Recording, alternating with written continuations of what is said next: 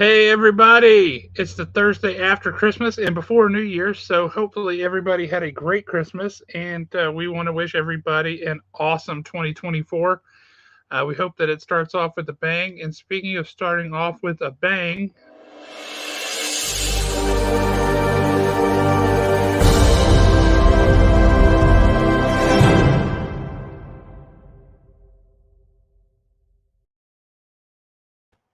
I didn't introduce myself before. I'm Josh Olive with Haven Comics, just in case anybody's watching this who doesn't know that.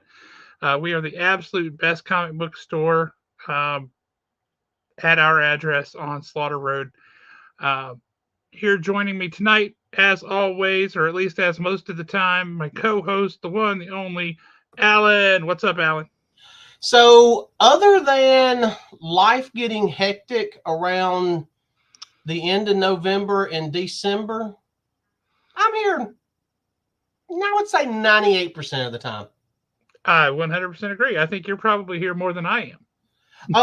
Yeah, there's been a couple times I've been here without you, but we're probably even because there's been a couple times that you have been here without me.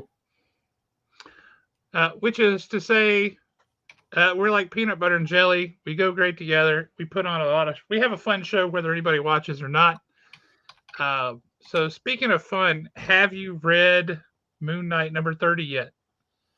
That was an absolutely sad issue. It really was. Even when he thought he was completely and totally alone, but he was never alone. That was brilliant writing. I have the way that it ended. I love that parting shot with all of them sitting around his chair or Wearing standing something around with it. white. Yeah, but Soldier looking like Mr. Knight just without the mask. I hope that we get a solo, even if it's just one issue, a solo story of Soldier as Mr. Knight. I am really looking forward to Vengeance of Moon Knight because it can go in so many directions right now. I have, believe it or not, whittled this thing down to where I'm only about 2 weeks behind on comic books. So the pull list will be making a comeback next week. Yay! I get questions about that, so that's awesome. Yeah, I do miss doing that, but like I said, it was one of those things where life just got hectic and I just could not keep up with comics and personal life and everything else. But like I said, I've whittled it down. I am glad that we are going to be talking about some things that we're looking forward to in 2024 because there's a couple folks that may be jumping on here later. I did bring some comics that I've read recently.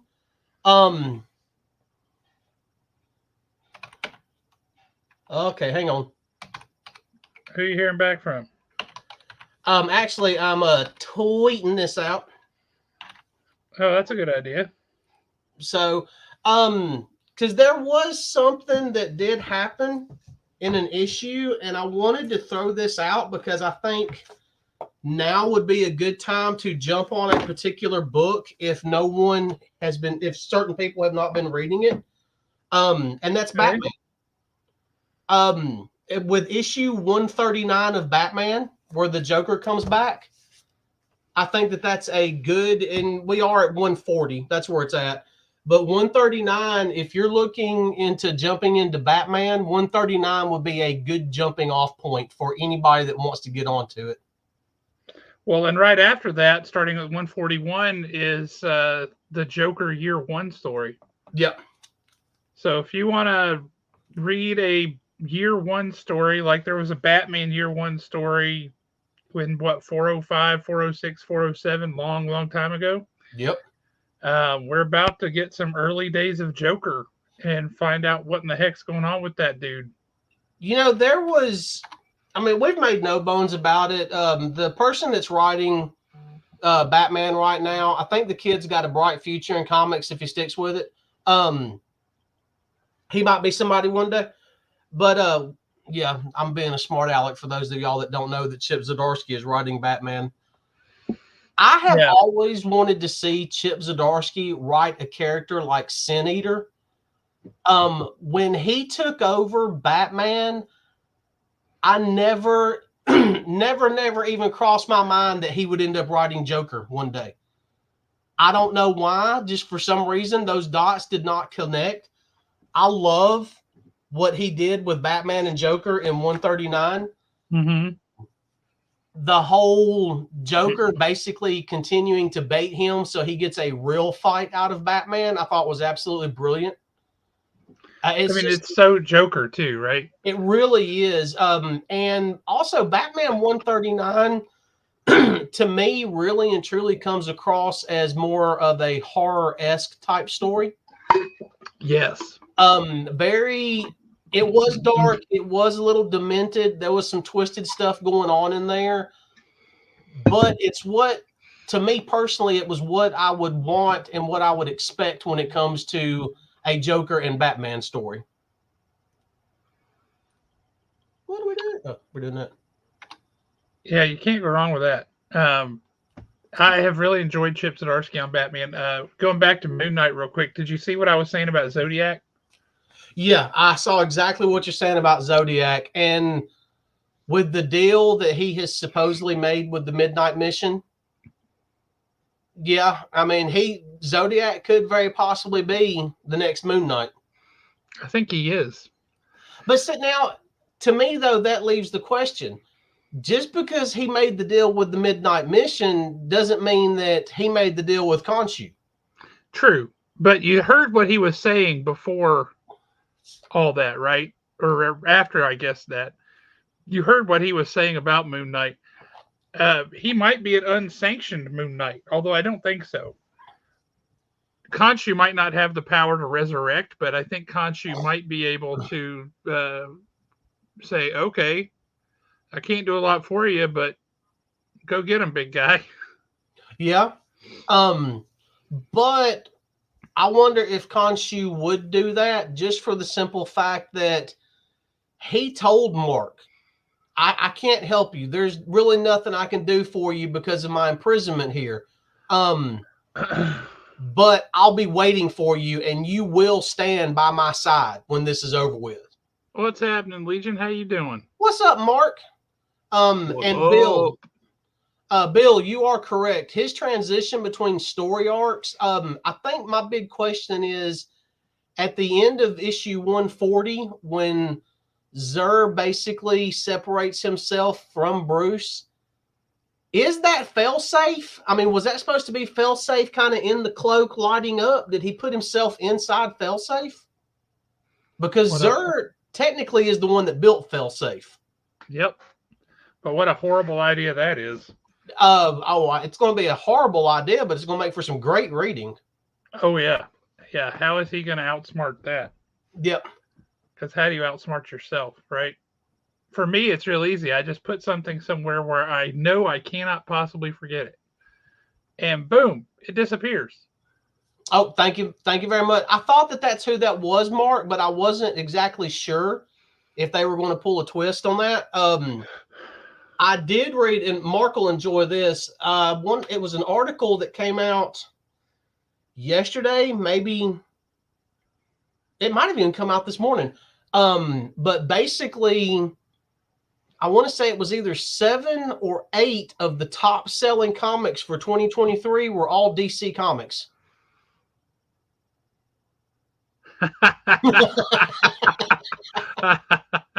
Yeah. That's awesome. Quite the visual. Yeah, I wouldn't be surprised because DC has just been on a tear. I mean, Wonder Woman, Flash, Batman's been good. Titans has been good. Nightwing's been awesome. I mean, just those right there. Boom, boom, boom, boom, boom. Fantastic books. Yeah, and I believe I should have texted you that article earlier. The vast majority of them were all Batman comics.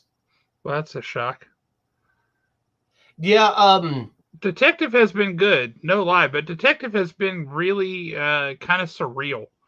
It's just been a different kind of mind game, which I've enjoyed, but I don't think they're an apples to apples outside of the fact that they star the same main character.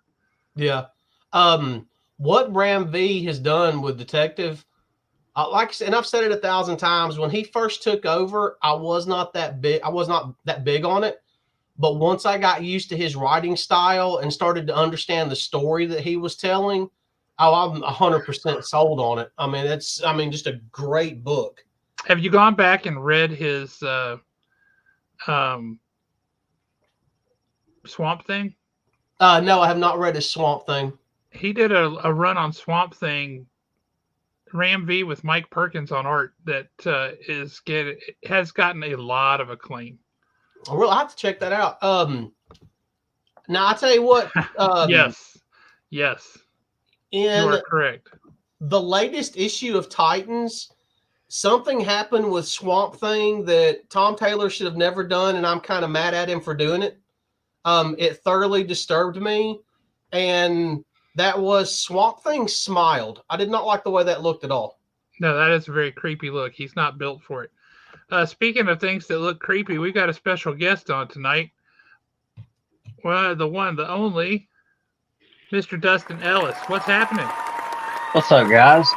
I mean, out of the two of us, I'm definitely the most, the least likely to be called creepy, I think. Say hello to my little friend. I don't know. Not everybody knows about all the stuff that goes on. You all right there? You look like you're having some trouble. There we go. I mean, Josh, I got to be honest with you. Since our boy lost all that weight, he's just straight up cute now. I'm digging it. But don't worry. Don't worry. I like them thick, so you're safe now. Uh-oh. Looks like we lost Mark. That's it. What's up, man? Oh, Lord have mercy. So one of the reasons we wanted to bring Dustin on is for anybody who hasn't seen what's going on, there has been a huge controversy that has arisen with CGC of late. Not with CGC themselves necessarily, but somebody has found a way to game the system, and CGC fell for it, according to their own estimates, several hundred times. Yeah. Which is a lot. So tell folks what the deal is. Just so you know, man, you got to see that. If I had no other choice, I would consider allowing it. How long have you been in prison? That's my Godzilla buddy right there, man. You keep losing that weight, and you may not have a choice. But please, so tell everybody what's going on with CGC. So yeah, I mean, if you've been living under a rock for the last 2 or 3 weeks, essentially what happened was there was a sale of an ASM 252 9.8 Mark Jewelers. With like $15,000, which while it's still a little bit down from what it was, it's still a pretty large sum of money. However, someone, I think it was 9.9 newsstand collector on Instagram or something. Anyway, a couple guys did some looking for some reason. I don't even know what made them look, but they found out that the same serial number was attached to a newsstand sale that was around like somewhere between $2,000 and $3,000 a month prior. And that caused them to pull up pictures of the book, and the newsstand and the Mark Jewelers had the same serial number, but the books were completely different looking inside.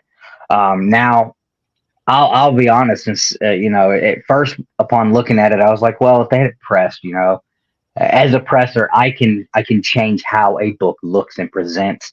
I can change what your eye is going to be drawn to and what your eye is going to see if you're looking straight at the book.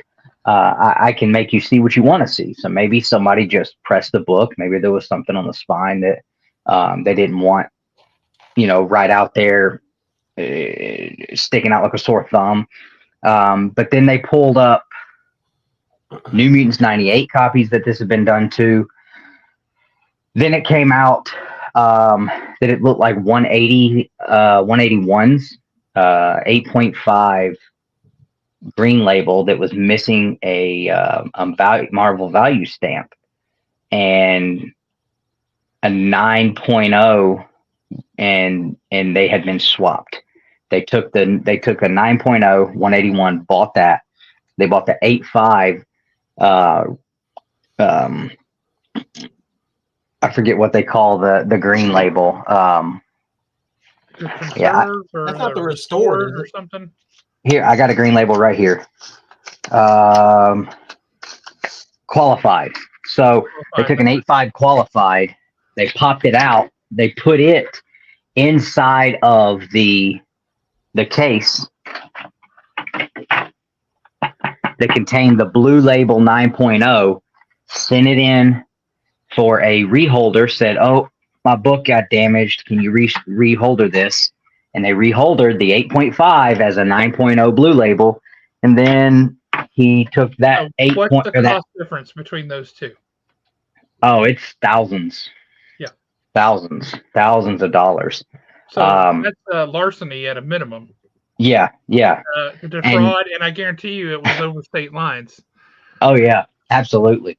Yeah, definitely multiple felony counts probably about to fall on this guy's head because, I mean, you know, you think about it, he takes the 9.0, he pulls it out, leaves the label in there, puts the green label book in there that's missing the Marvel value stamp, and it's still in the inner well, you know, because they're just going to say all our slabs. The book, they're just going to reholder it because that's right. the loophole he had found, right? Right. So all your comic books inside of a slab are vacuum sealed inside of these inner wells. So then these inner wells go inside of your slabs with the comic book like this. So all he was doing was getting it open just enough that he could slide out the inner well with the 8.5 or whatever he wanted to take out, slide it back into the one with the blue label 9.0. It gets reholdered, so now you've got an incomplete book inside of a blue label 9.0. Well, then you say, well, what happened to the other book? Oh, he just sends that in for grading. Sends that one in to be graded. And now he's got another 9.0, so now he's double dipping on one book and making twice the money. And apparently, from what CGC came out and said today, it looks like that has been done to somewhere in the hundreds. Yeah, 300, somewhere in the multiple hundreds. According to the press release they put out. Yeah. See, we're also, the way you do it, for those of you that don't know, with CGC, it's pretty much mailed in. So now we're dealing interstate commerce with the post office. That's a federal offense. Yeah. Yep, so right. he's about to get the book thrown at him when they catch up to him. Yep. And you know, I'll be honest with you, I'm extremely surprised that CGC even came out and said anything. I literally I was a bit shocked too, because that means they're admitting some kind of lack in their process, right? Yeah, absolutely. And you know, I've been, even though we haven't really been doing anything on YouTube for a while, I honestly, a lot of it is, for me anyway, is just I'm so consumed here with what I have going on here in this room. But I've been kind of keeping up with what's going on, listening to the videos. Don't know his name. I did screenshot his eBay account name earlier though. And I've got it. It's on my phone. I'm using my phone here, but I do have his eBay account name. But I don't know his name. I know that 9.9 newsstand guy, he said the dude's Instagram name on his live stream a couple times, but apparently the guy, he made it like a private account or something now, so you can't even look at him, but I don't know his name otherwise. But I've been kind of keeping up with what everybody's been doing videos on and everything. And at first I was like, you know, honestly, like, yeah, absolutely. It's a terrible, terrible thing. It's just one more thing that people are going to have to worry about with their comics and collectibles. And Yeah, the whole point of getting them graded was so that you didn't have to worry about this crap. right. And you know, my wife, I'd be just listen. I'll just listen to the podcast and stuff, and in the car. And she was like, you know, asking me what was going on. I was explaining to her. She's like, so what do you think's going to happen? I said, nothing, not a damn thing. And she was like, what do you mean? I was like, babe, I was like, what most people don't understand when it comes to this, I said, is the group of us who are in tune with what's going on here on YouTube and Instagram, that all congregate together and talk together, is so minute compared to the amount of people that not only just collect comic books but use CGC. And if you think enough of those people are going to care enough to stop using it to hurt CGC, it'll never happen. It will never happen. CGC is so untouchable that it is almost incredible. I mean, CGC has been adjacent to, tied to, and the center of so many of these big blown up issues over the past 3 or 4 years that any other company would have completely had to shut down by now, and they have not even slowed down. I mean, if anything, they just keep getting bigger and busier and bigger. I mean, they're untouchable. And you've got companies like CBCS. They had one slip up. Was it last year or the year before? They had the one slip up. But aside from that, like, CBCS there's not any black mark on their record I can think of, and people refuse to use them. This right here is a guaranteed 30% drop in in the value of your book. I mean, you could get maybe CGC 8.5 price if your book has this label on it. But yet CGC continues to steamroll the competition at every single turn. Now, do you think that CBCS will see a bump in business off of this? No, I don't think so at all. I think if anything, there are people who will probably there's probably a small group of people who will stop grading altogether. There's another small group of people who probably will stop for a little while, throw a temper tantrum, and eventually go back to it and keep using CGC afterwards. And then there's the majority that are just going to say, well, that sucks, and just, you know, it's just going to continue on. It's just the way things are. I mean, we've seen it with so many different issues with the CGC's had. You know, I saw a YouTuber the other day do a video banging on what is it, EGS? Have you guys heard of them? Yeah, I was about to ask you about them. Yeah, so I saw a YouTuber the other day banging on them because they had labels crooked in the holder, or maybe something misspelled in the label, and I'm like CGC does that all the time. I made a living for a year off of going at CGC about their labels and stuff. I mean, it like nonstop. I mean, swapping, having the wrong books in the wrong holders with the wrong labels, and you know, somebody's TMNT #1 first print got sent to someone else and got their Raphael #1. 2 different customers.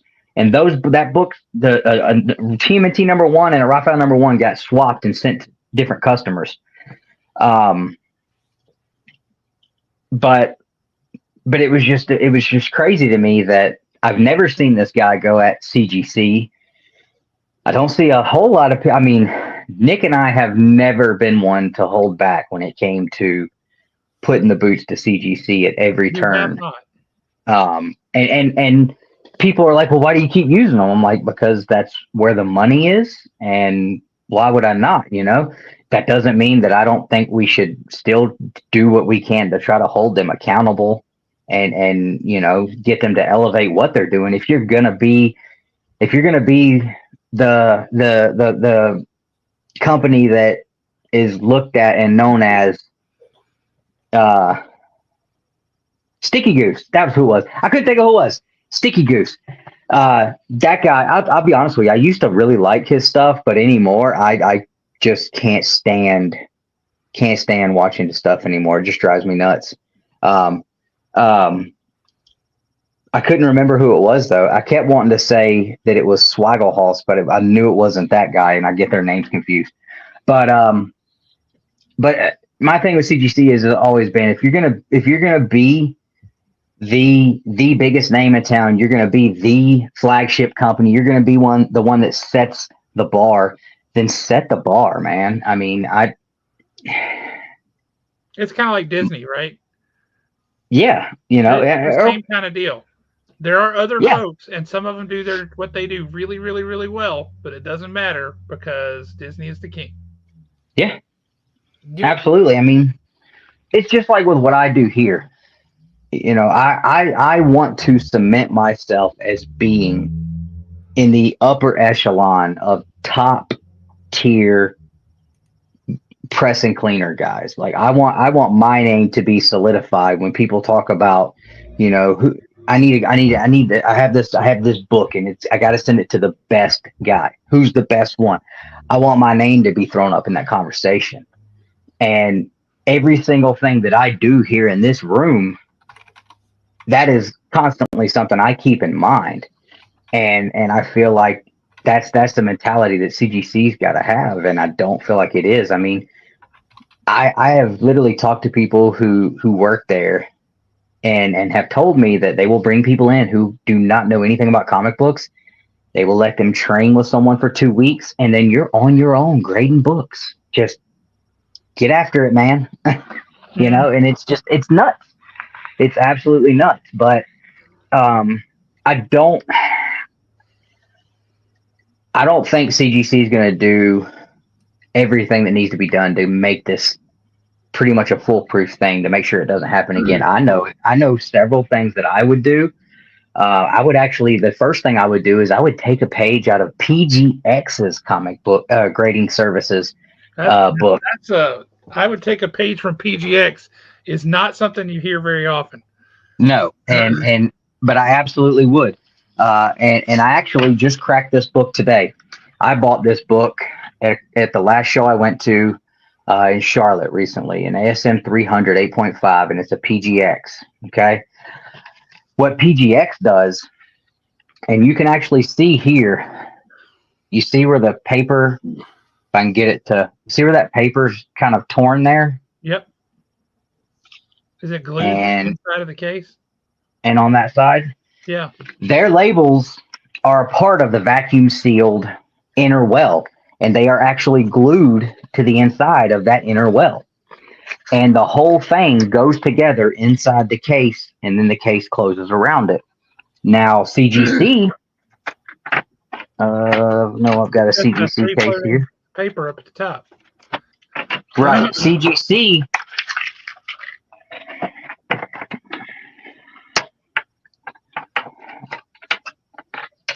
Theirs just slips right in here, and it's a completely separate piece from the rest of the I don't have one here that's loose, but so CGCs, they have a lip at the top, and it just slides right in here, and it just sits there.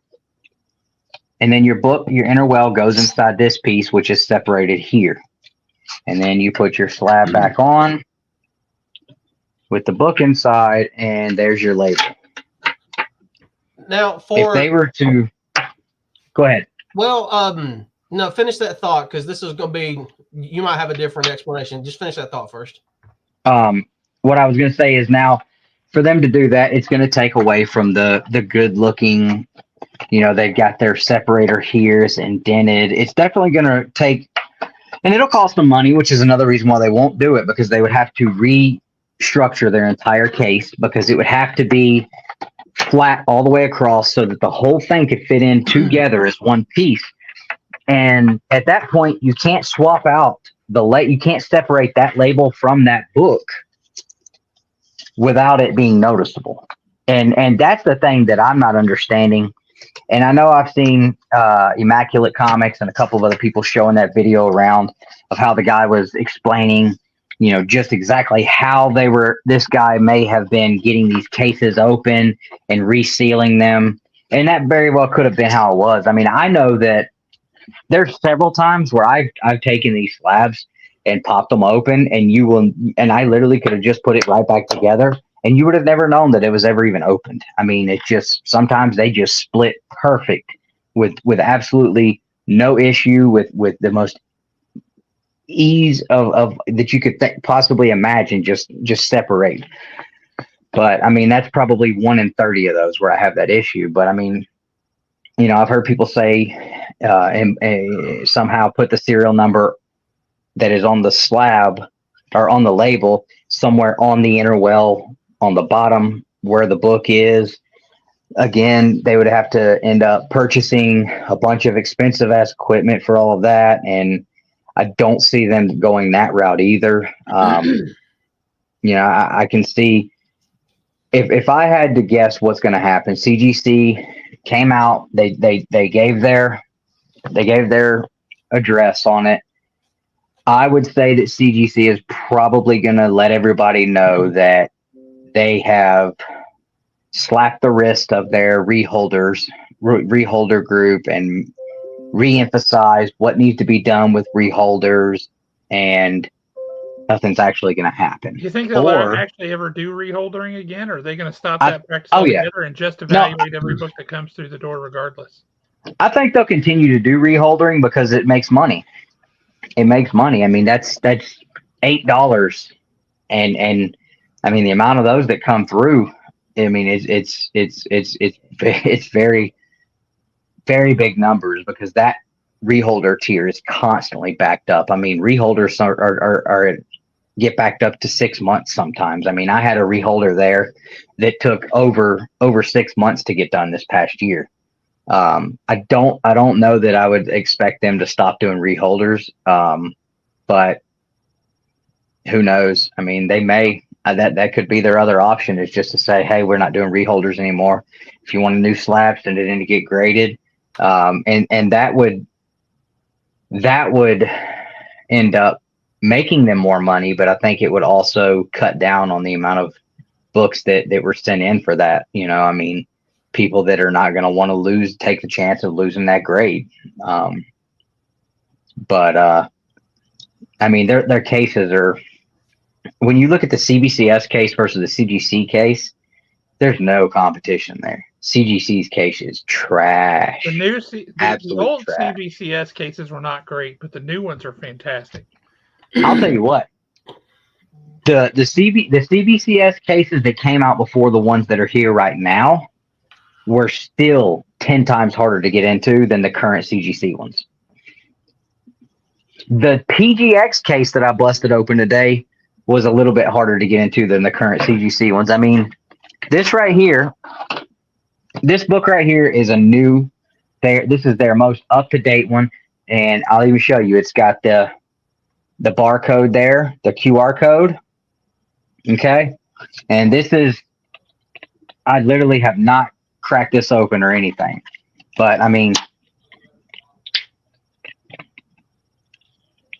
okay, pop the tabs and then. I don't even have to use a tool for these. It's ridiculous. Look at this.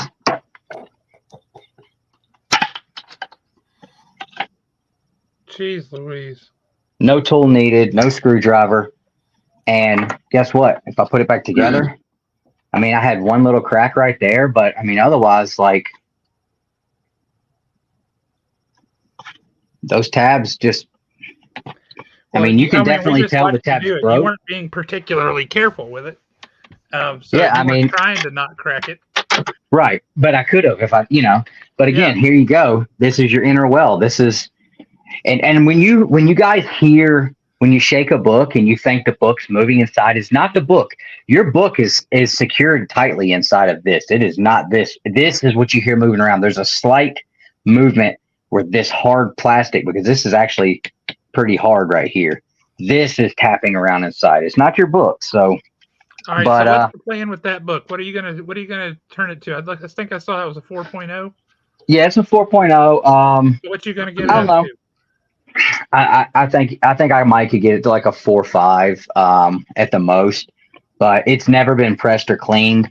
And the guy had it priced already The guy had it priced already below GPA, and then he knocked another 250 off of it for me without me even saying a word. I was just looking at it, and he knocked 250 off of it, and I was like, okay. You felt like you had to buy it. Yeah, I was like, okay, I'll take that. We've got another one of our big elite sales coming up in April, and that is a book that every single show we have, people ask for First Juggernaut, and we have not had one yet. So, I was like, all right, I got us a First Juggernaut so that we'll at least have one. Like, by the time April comes around, I probably won't make anything on it, but at least somebody will get a Juggernaut from us. We need to talk about this. We can work out an arrangement where you are the official cleaner and presser for Haven Comics. I'll tell you what, locking me down exclusively has become a very popular thing here lately. You're not even the first shop this week that's offered that to me. I need to get a little sign or something to put up at the shop. That'd be cool. I don't know if you've seen it, but Sticker Mule does these little like acrylic signs about yay big. They're pretty thick, and one of those would be about perfect to have right there up by the register. Oh yeah. I have to look at that for sure. Absolutely. So, you've talked about it. It's been mentioned a couple of times already. And Josh deals with graded comics all the time. Your business is graded comics. And then you got me over here who may be a little bit above average when it comes to collecting, but I don't collect a ton of graded comics. If I send something in to get graded, it's because I'm literally wanting to preserve it. It's not a, flipping thing. It's not my business. For somebody who's watching that does not do a lot of graded comics or has never done graded comics, you had mentioned about the price difference between CBCS and CGC. Well, now we've also talked about PBX, and you showed that Spider-Man 300 that was like an 8.5. Can you explain what the price difference is between those three companies, even though they're all 8.5s? I mean, how important is that label for somebody who doesn't understand grading? Yeah, so like I said, CBCS, they tend to trend around like 30% less. Depending on what the book is, and depending, like there are some books, the pickiness of the person buying the book, right? And there are some cases too where, the signature deal makes a difference because they do the verified signatures. So say you have, I've got a Captain America 112 signed by Jack Kirby on the inside first page. Now, obviously, CGC was not around when Jack Kirby was, so there's no way to have obtained a yellow label. But I can send that book into CBCS, who can send it through their verification process, which I think is also that's a whole question. But yeah. I think for the most part, it tends to be pretty good. I think when you get into like some Stan Lee signatures, though, there's definitely a real gray and fuzzy area there. And I don't think that's anything to do with them. I think that's more to do with the people who were handling Stan Lee's affairs towards the end of his life and being complete and total pieces of garbage. Terrible people. Yeah. So I think that lies more with them. But say I had that Jack Kirby signature verified. Now I'm not going to get, no one's really going to bat an eye at that Jack Kirby book with the verification. Same thing with like a Peter Laird signature or an early Kevin Eastman and Peter Laird signature. We all know that they signed their books on the inside cover with those ballpoint pens. But if we're just looking at, like you said, ASM 300, 8.5, no signatures, the CGC say is around $600. So, you're going to see a 30% fall probably for the CBCS. And then for the PGX, you're probably, if you can get 400 for it at that point for the PGX, it's going to be hard to even move it unless you find someone like me who walks up, sees it on your wall, says, holy crap, this has got way, way, way better potential than an 8.5. I think I can take this to the most, possibly a 9.6, and then I'm going to buy it. But the fall of price from a CGC to a PGX is tremendous though. absolutely tremendous. And a lot of that comes with their reputation of doing some really, really shoddy business behind closed doors where employees were grading their own books. There was a lot of shady stuff going on there in the beginning. And apparently, you know, a lot of that's gotten better. I know I've heard people, I would not be able to point a finger at them if I wanted to because I can't remember, but I know I've heard people over the past few years say that they only use PGX. The guy I bought that ASM 300 from told me he will only use PGX. I said, give me your business card, bro. I want to meet you I want to be at every single one of the shows that you're at because I want to buy all your books, dude. I'm totally okay with that. I don't think there's any difference for me. I don't care if it's CGC or CBCS. PGX, I will raise an eyebrow every time. Yeah. Because I still remember when all of that crap that they were doing was fresh and so very shady. So I look at that and I go, am I going to buy a PGX book? Not unless I get one heck of a deal. Yeah. But if it's CBCS or CGC, I don't care. Yeah. I like those CBCS cases a lot. And on the whole, I think I trust their grading a bit more. They seem to grade a little harder than CGC.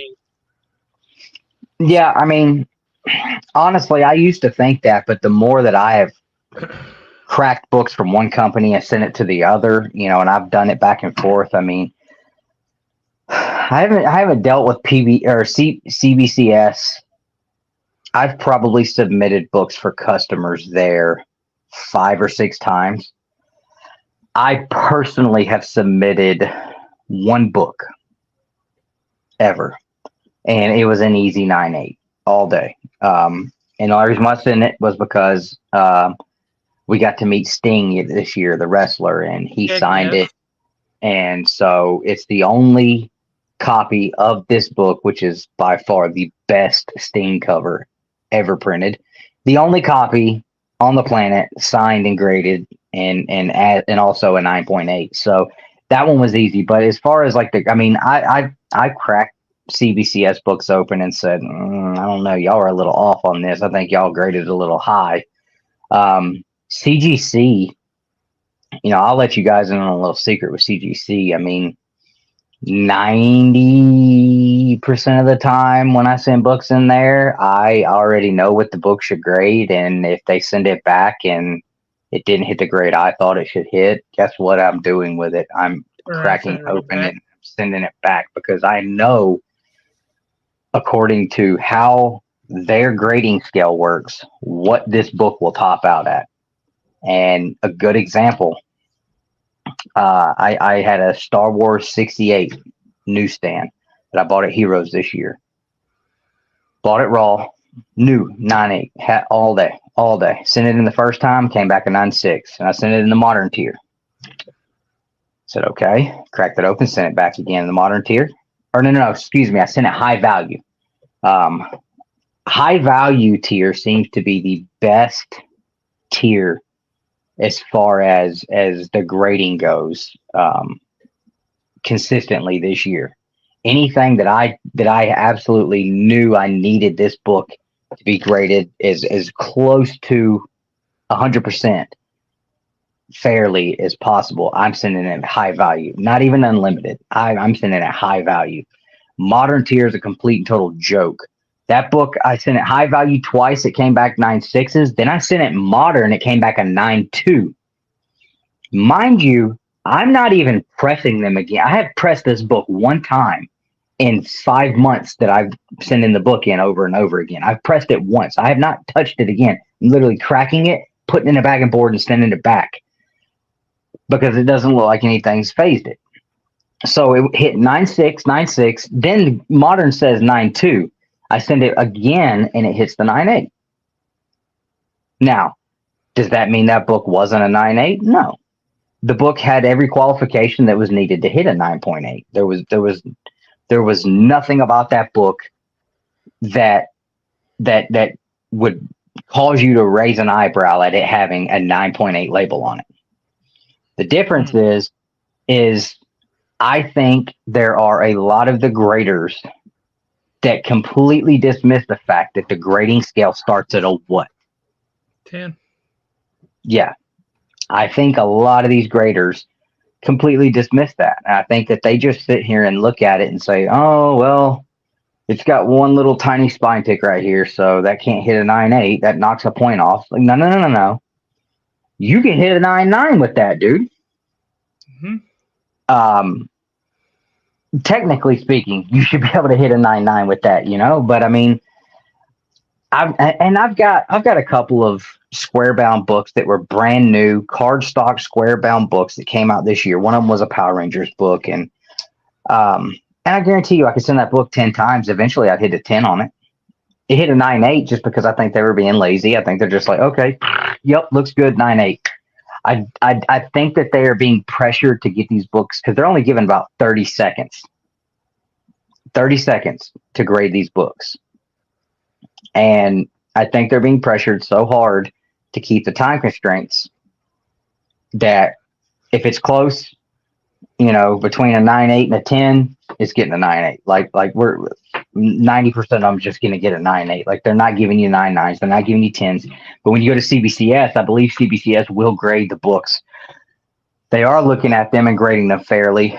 And a lot of people say, oh, CBCS gives out 9.9s all the time. Yeah, because they're grading the book. They're looking at the books. CBCS puts out way more 9.9s than CGC. It's because CGC graders are lazy. Well, they have decided that 9.8 is the standard for perfect That's book. the mountaintop. And anything above that is only rarefied air for really special books. And almost always, in my experience, random books nobody cares about. Mm-hmm. You get 9.9s and 10s on, you know, wackadoo issues of and exclusives Lady and Death exclusive that was only available for this one place this one day. Yeah, and if you send kind of 20 copies of it in, you know, I think that's another loophole too. You know, you send 20 copies of them in, like eventually, like when they're going through them, one of them 20 copies, if they are all absolutely just perfect gems, and you send 20 of those in, you're going to hit the 9.9. You're going to hit the 10 on at least one of them. You know, I mean, there's a lot of different tactics that can be used to help you hit your grades on these books. And I don't, and when I say hit your grades, I don't mean like artificial grade, like having a book that's actually a 9.0 hit a 9.8. I mean to help you increase the chances that they're actually going to look at everything on the book. When you send multiple copies in, they're going to look at each copy and try to. I personally believe, and this is not a guarantee, this is not something that's for sure, but I personally think that if you send in 5 copies of one book, they're going to try to find discrepancies between them. Mm-hmm. And it's going to, you know, if you've got 5 perfect copies, one of those copies is going to end up looking better than the other copies. And if we graded these all 9.8s, but this one is definitely looks better, well, then how do we give it a 9.8? Well, we're going to give it a 9.9, or, you know, whatever. They're all 9.8s, but, you know, I think that there's a lot of, there's a lot of questionable things that go on at CGC. And I think the fact that they are so tight-lipped on their processes and there's absolutely zero transparency with any of it, you know, all the way up to, what's his name? The guy. I can't remember his name. I know who you're talking about, but I can't remember his name either. I can't remember his name either. You know, we were talking to him on Elite, and I posed a question. I'm like, you know, what are you guys doing to guarantee the safety of my books while they're in your possession? You know, going from, you know, being opened and checked in all the way through to the grading process, all the way to encapsulation. You know, what steps are taken to ensure that these books are being taken care of and being handled correctly? And, you know, his response was the books don't even come out of the packaging until they hit the grader's hands. I'm like, well, then why does it have schedule for grading there. Like if it's already hit if the graders are the ones that are the first ones to actually have the books in hand, then how are you checking the books in? And if you're not checking the books in, then what's going on there? Is it just sitting at a grader's desk for 2 weeks? I mean, it just left a lot of questions there. But I mean, there's constantly something new coming out from CGC that's causing issues. There's constantly a new wave of damages due to this. Last year they came out with those new bags, and those bags were scratching up all the cases, so they had to go back to the old cases. For a long time it was the Newton rings, and then it was the issues where slabbing books backwards, swapping labels, and then there was the whole thing with the what was the Miles Morales book that they did the other cover on it? What was that called? Covers over the acetate covers. Yeah. I'm still thrown back at some of that, because there's been acetate books that there was far less copies graded than that book, and there was 9s and 10s of them in grades, but that there were no 9s and 10s, and there were far more copies graded than that UF4 book, but there was 9s and 10s of that one. And I was like, you can't tell me that there was 200 more copies graded of this book with an acetate cover 6 months ago, and no 9s or 10s hit, but this one had several. Anyway, it just seems like there's constantly something that comes that's coming up with CGC. An artificially added acetate cover after the fact, bare minimum should get a qualified grade. And they do now. They did end up going back and doing the qualified grade on those. Now, the ones that were already out with blue labels, they were already out. What are you going to do about those? You're not going to do anything about them. But any that were graded after CGC finally came out and said that it was going to be a qualified label, they did indeed get qualified labels.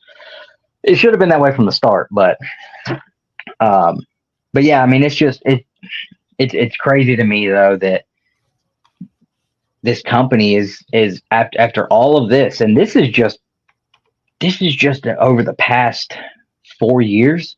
Mm-hmm. I only know that because I that's how long I've been collecting these comics is the last 4 years. All of this, yet they remain king of the mountain. They are absolutely untouchable. As long as this hobby stands, CGC will stay on top, and they will never ever lose a wink of sleep over anything that's happening, because they know that we're all stupid. And we're just going to keep sending it. Yep. And why are we going to keep sending it? Because that's what people want. That's what people buy. Because they're like Kleenex. Their name is synonymous with having things graded. Yeah. In the comics world. And now they're doing the cards, and their cards, even their graded cards, hold a lot of value. I mean, their graded cards, people don't really bat an eye as much against those. Like they would pay almost as much as they do for PSA and Beckett for the cards. They grade VHSs now. They grade video games now, and they're at Funkos. I mean, they're literally at the top, right there, looking almost at the very top of the mountain with the graded VHS and video games. Business empire based solely on telling other people the condition of what they own. It's crazy, man. That right there is what I don't get. Let's take a VHS tape. You can buy, let's say, Batman 1989 at a yard sale this summer in Huntsville for probably $2. Yep. Mm-hmm. And let's say that you're going to have one that is graded by CGC that is in the exact same condition, but since it's graded, you're going to tell me that it's worth $200 now? That is so stupid. Oh yeah. And wait Well, until you I see can tell ones you that are still in the shrink wrap and still have the sticker on them from Walmart because they were exclusive or whatever. There you go. Yep. Jurassic Park #1, still shrink wrapped. This is original first run of the Jurassic Park VHSs. I paid $35 for this. In high grade, which I forget exactly how they grade these, but in high grade, people are paying $300 to $400. I almost bought one for $250 from a buddy of mine at our last Elite sale until I realized that I could just go on eBay and buy myself one that was still in the plastic and just have it encapsulated, just because I was just like, it looked really cool in the case. Don't care about the grade or anything. It just looked cool in the case.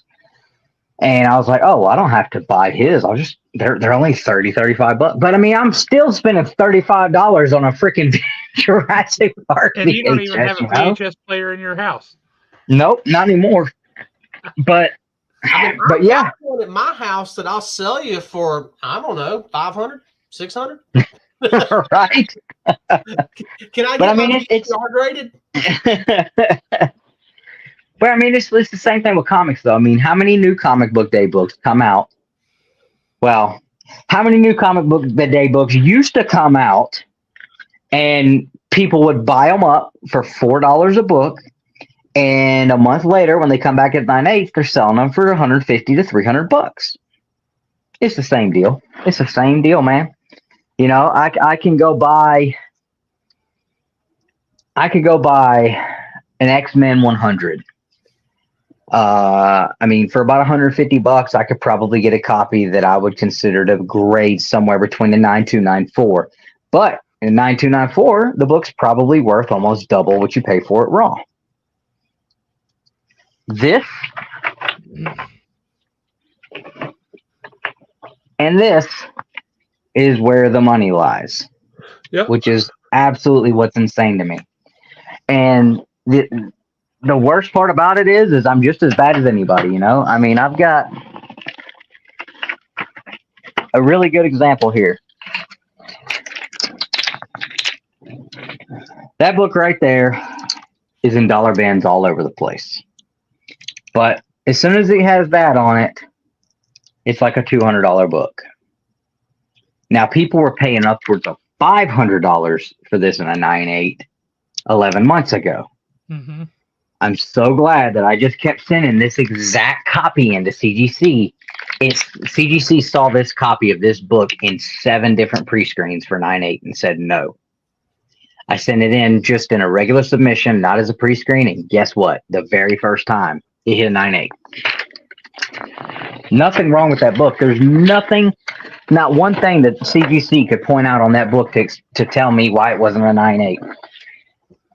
And I knew that was it. And I knew it. And I finally just said, you know what, screw it. I just want to see what grade they will give it. And it came back a 9/8. Well, that is good information to have.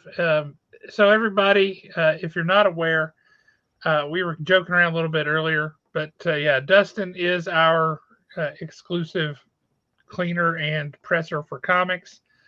Because if you want the best results, you go to the guy who works the hardest at it and knows what he's doing. And Dustin does a heck of a job, and he has miracled up some good grades on books for me and for our customers. So we're going to keep that going. He is the comic chiropractor. If you need your comics cleaned and pressed and sent off to CGC, CBS, he's the guy you want to use.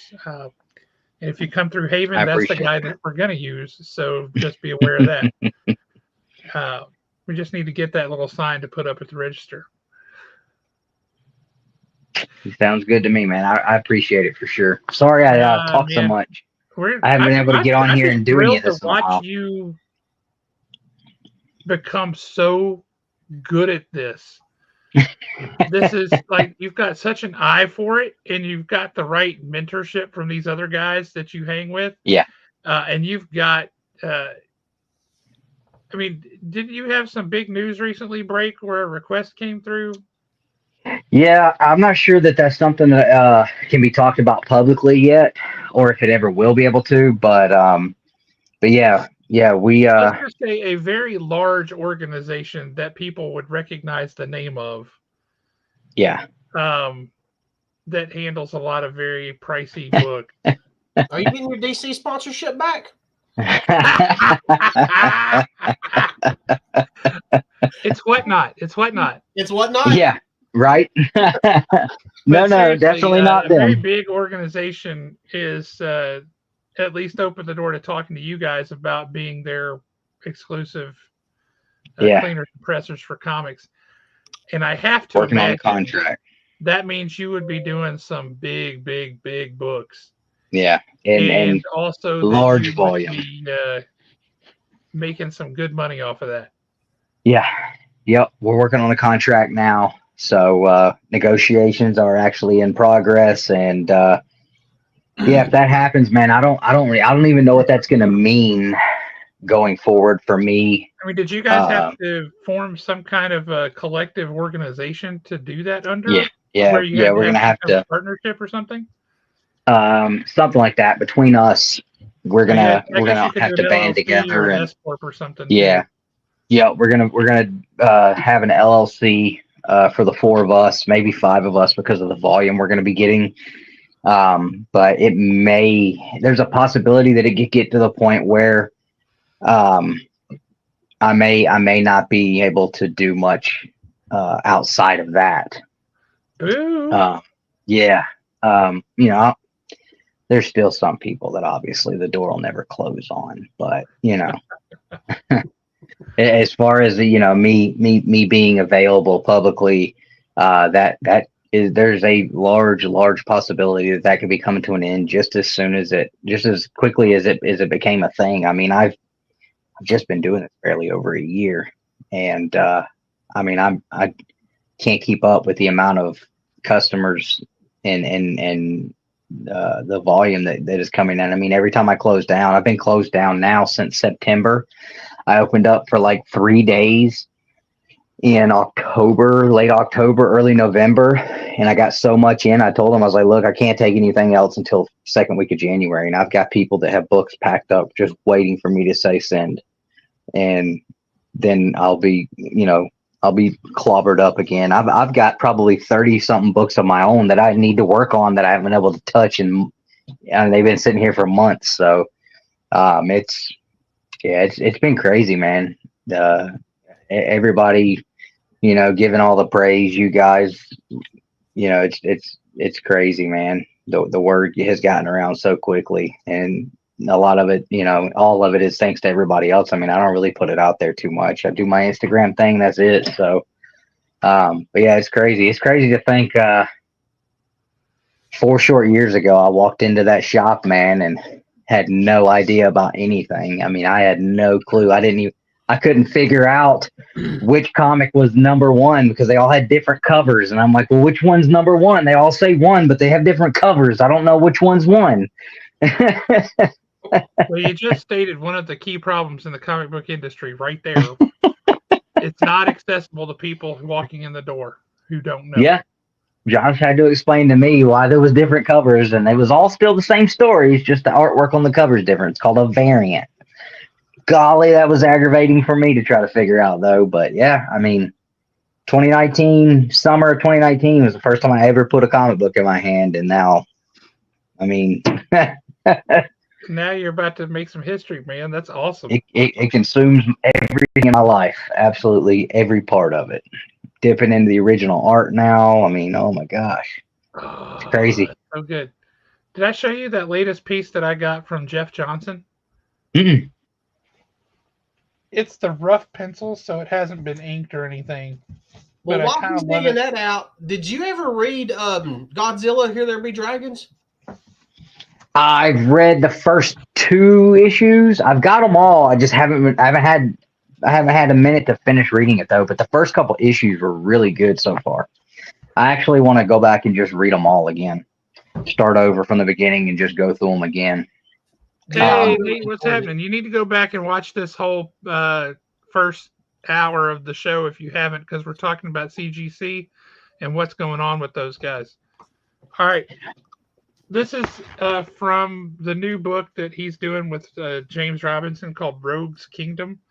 And I just loved the cityscape. Oh, wow. Gnarly, man. Get right in there and see just the detail.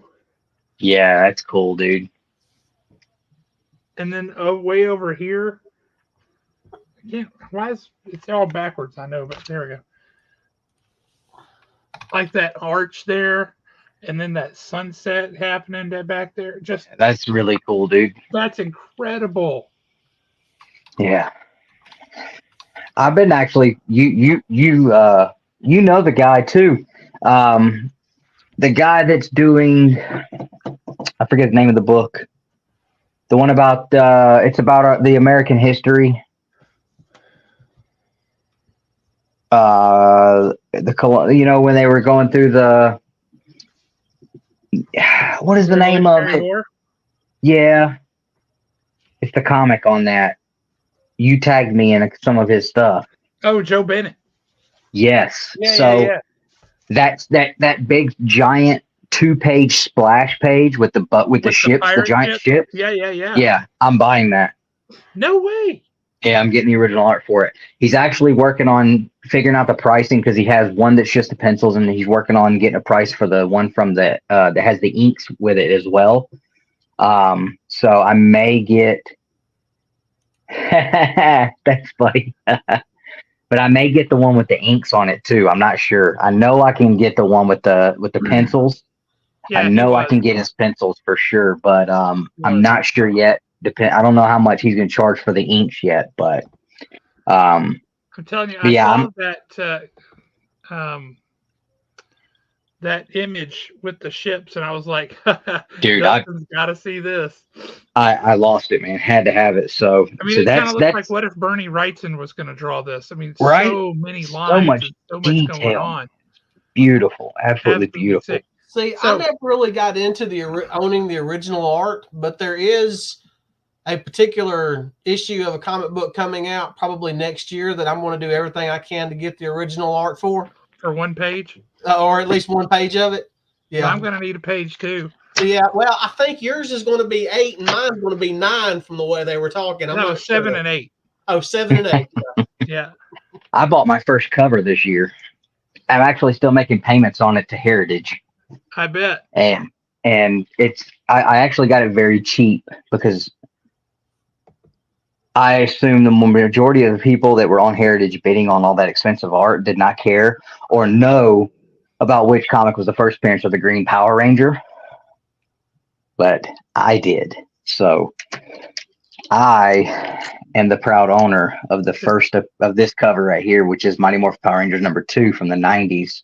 First Green Ranger, first Tommy Oliver. So holy smokes. I should have that I'm not in a Power hand. Rangers guy, but that's awesome.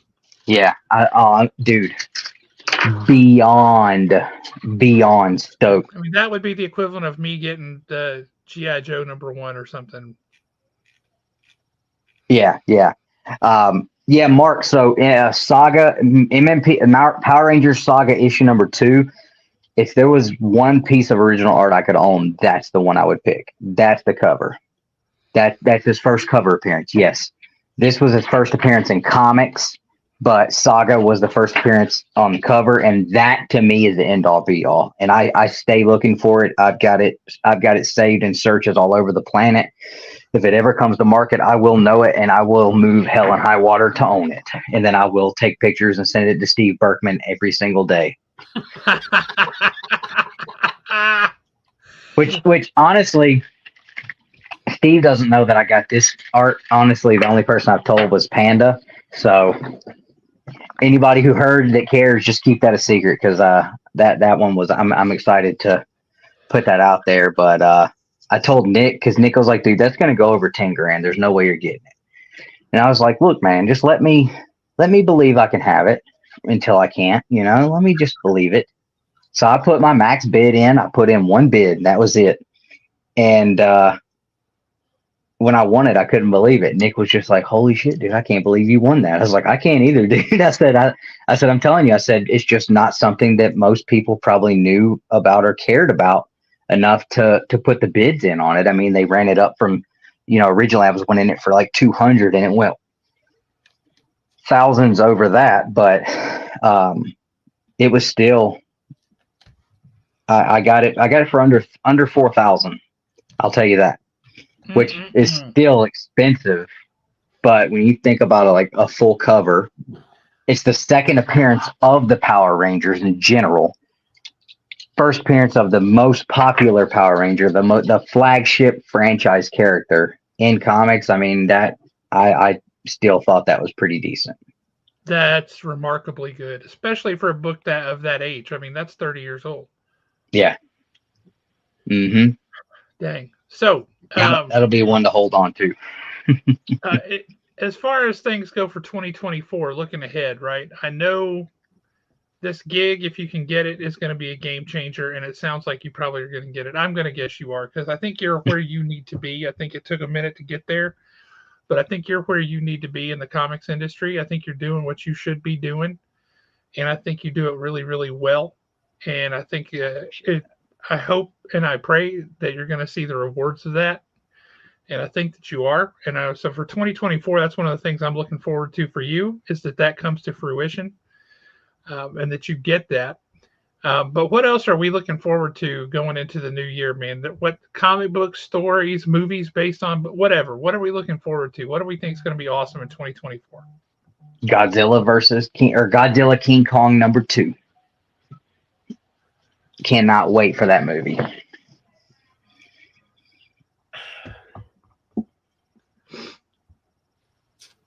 I just don't know how I feel about that one. Well, here's the reason being. I grew up. Are you confused about like apple pie and hot dogs too? No, I'm not. Are you still on the fence about baseball? No, here's my thing. I grew up, staying home from school sick and watching the original King Kong and Godzilla movies on TBS. Okay. Absolutely. I'm not. Absolutely. My grandfather had them all on VHS when I went to his house and I hung out with Grandma and Grandpa. That's all we watched. That and sometimes Chucky, which was crazy for a 6-year-old. But my thing, get those graded, worth big money. I wish that we would get, and this is not just King Kong and Godzilla. I wish we would get away from so much CGI in movies and start getting back to some more practical effects. But I mean, that's just my personal opinion. I was not that. I mean, it was fun watching King Kong versus Godzilla. I mean, it was fun watching it, but at the same time, I could really and truly have cared less about all the little stupid backstory they had going on. As far as the girl in the tunnel going all the way to wherever it was she went, the chick from Stranger Things. I wish they would focus more on King Kong and Godzilla themselves. I don't know. I enjoyed everything about. Have you guys seen Godzilla -1? I have not yet, and I'm dying to go see it. Everyone is saying that it's the best Godzilla movie since Sliced Bread. Best movie of the year. Best movie total of the year. I have not had the time to go sit in a theater and see it yet, but I'm dying to see it in a theater. I cannot wait. But I mean, there's no franchise that is absolutely hitting the mark more consistently than this MonsterVerse that we are seeing unfold over the past several years. They are putting out better than DC, better than Marvel. It is consistent, and every single film elevates to the next one. There's nothing in them that I feel like, oh, they kind of missed the mark on that, or this was a slip up here. I think it has been the most consistently just on the mark with every film franchise. I mean, over the last several years. I mean, it's just been absolutely awesome to watch, all the way down to Monarch. I mean, it's all been so good. So I'm looking forward to that. Bam. Now, the one that I would like to see, and I seriously doubt we'll see it, would be Godzilla versus Cloverfield.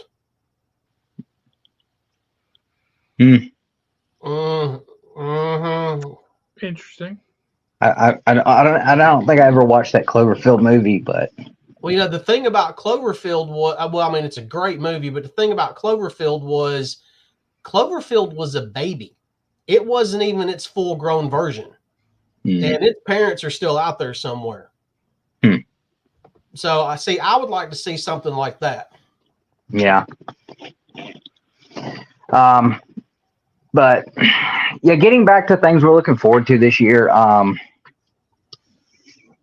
Every year I make this list of things that I want to obtain and I want to get, and then the list is pretty much thrown to the wayside a quarter way through the year.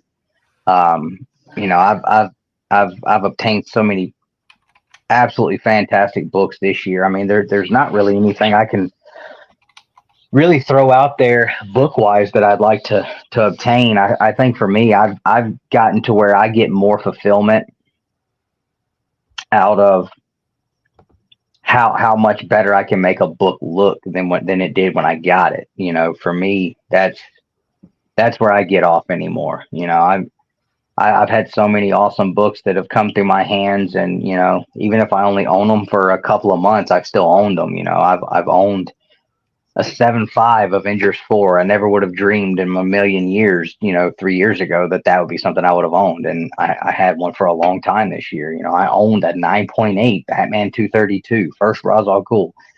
Less than 70 people in the world have been able to say that they did that, you know, and I'm one of them. So that was cool. I'd like to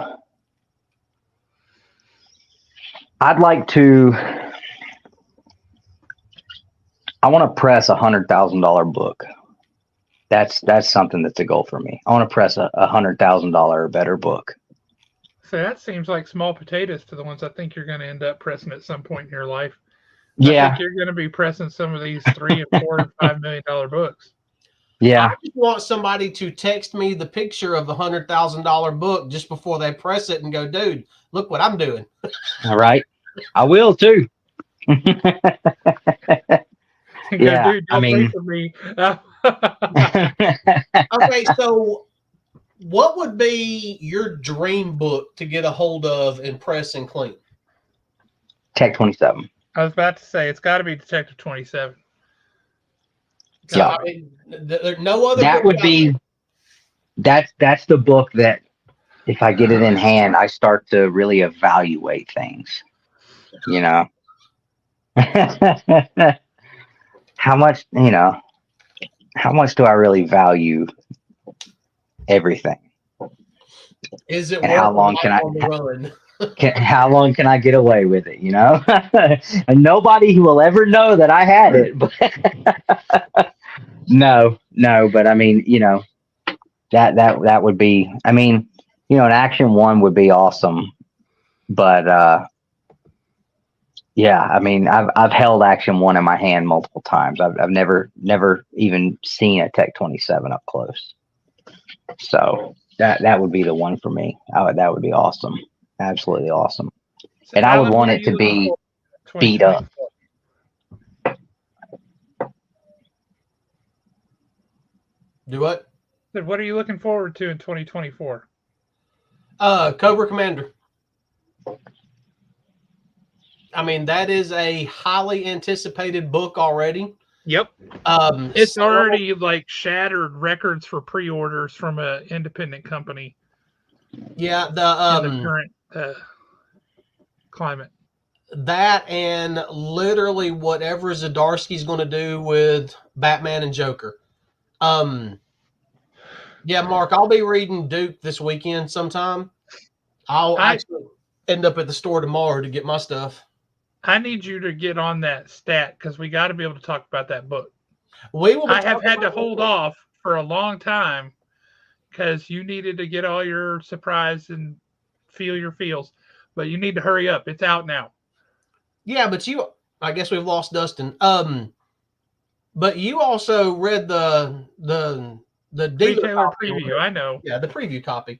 I know, but even so, I have been very good about not talking about it, but now my reasons for not talking about it are like, boo. It will be read this weekend. We'll talk about it next week.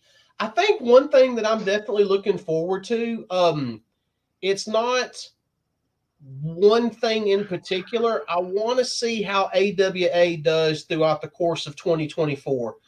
The reason being is AWA consistently put out some of the best books that we saw in 2023. Hang on, let me address this. They are sent to me as PDFs, and I can't even download on my machine. I can only look at them through a link and through a secure file that is read only. I can't save it down, no nothing. I mean, I guess I could take a picture with my phone, but the software that they use won't even let me screenshot it. So, no, I can't share it even if I wanted to. And Mark, to be honest with you, I could have read it last week when I was filming that short up at the shop, but I didn't want to spoil it because I like reading my comics with a pot of coffee first thing in the morning on Sunday mornings. That's my reading time. But I'm going to go with you on one of the things I'm looking forward to in 2024. And I say this in all seriousness. There's a lot of doom and gloom going on in the comics industry right now. And this happens periodically. But there's a lot of doom and gloom, and a lot of stores are looking at closing. There's 7 comic shops in San Francisco right now.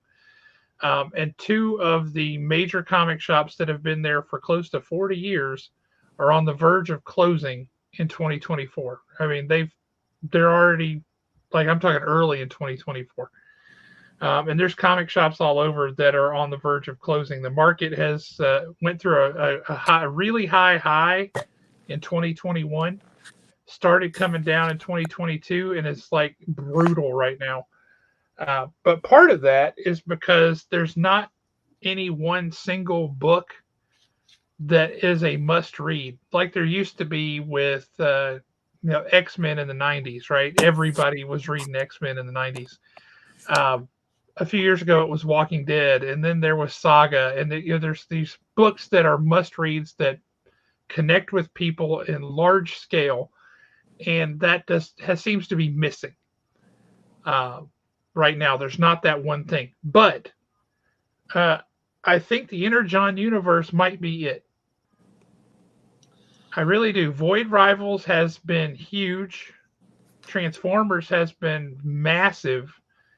And what they're doing, bringing G.I. Joe into it, has been very well received. And the numbers are on the pre-orders and reorders and stuff are really, really high.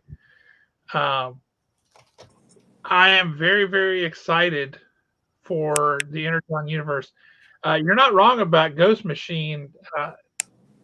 I'm excited for that too. I kind of feel like I have a little bit less.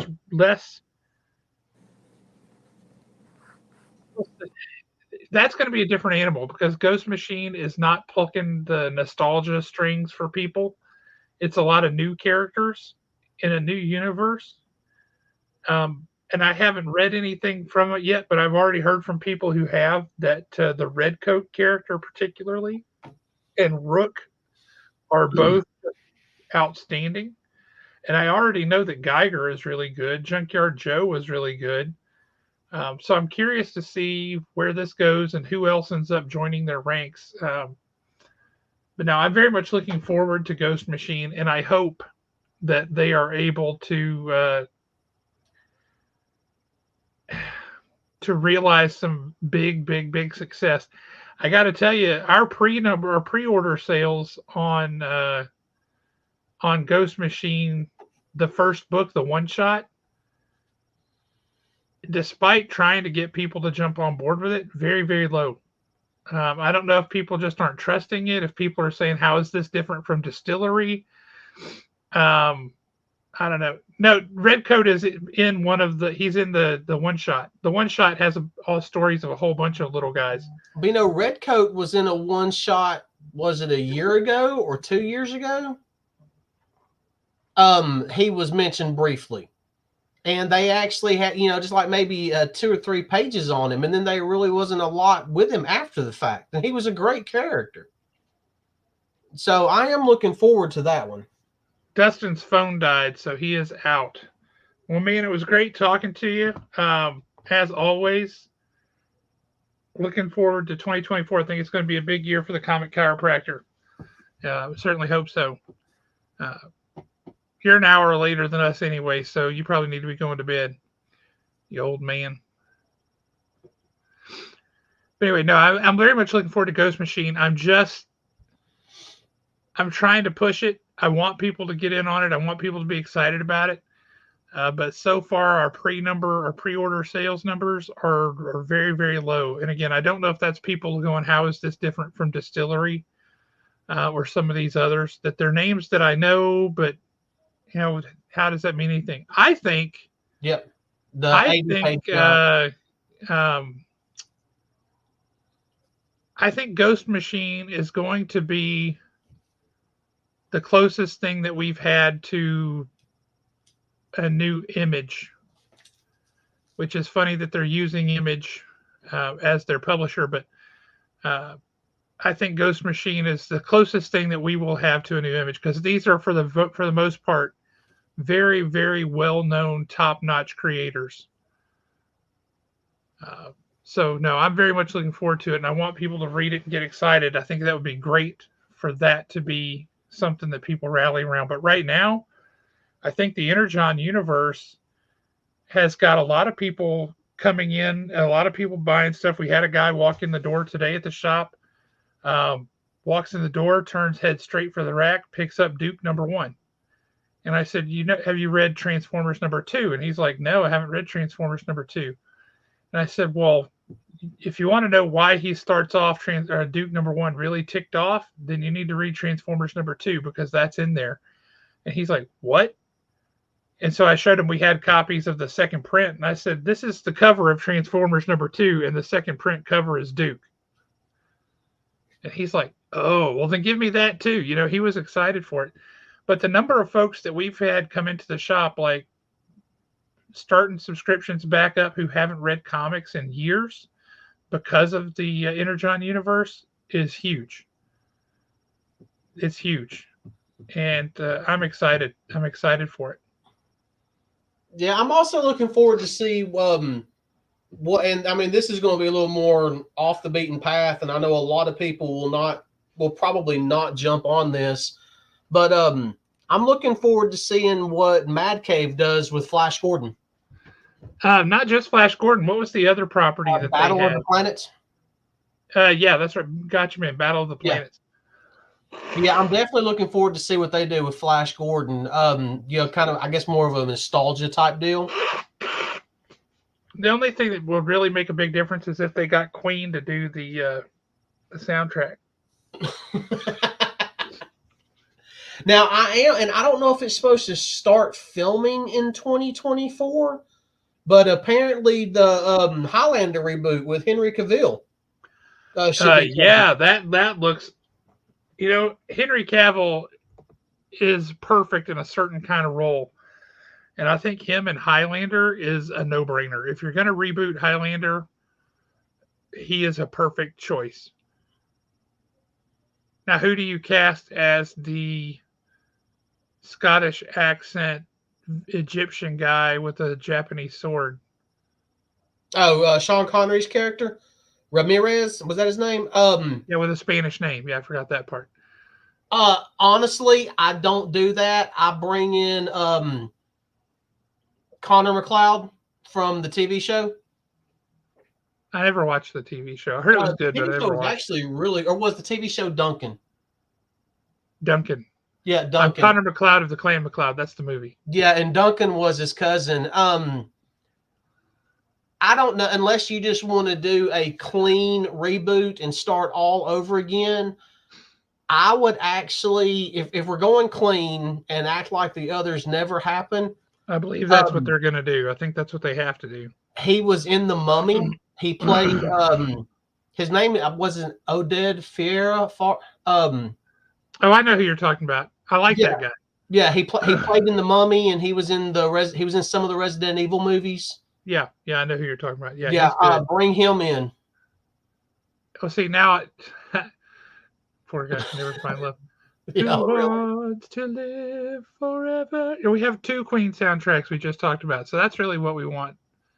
We want more properties with Queen soundtracks to be successful in 2023.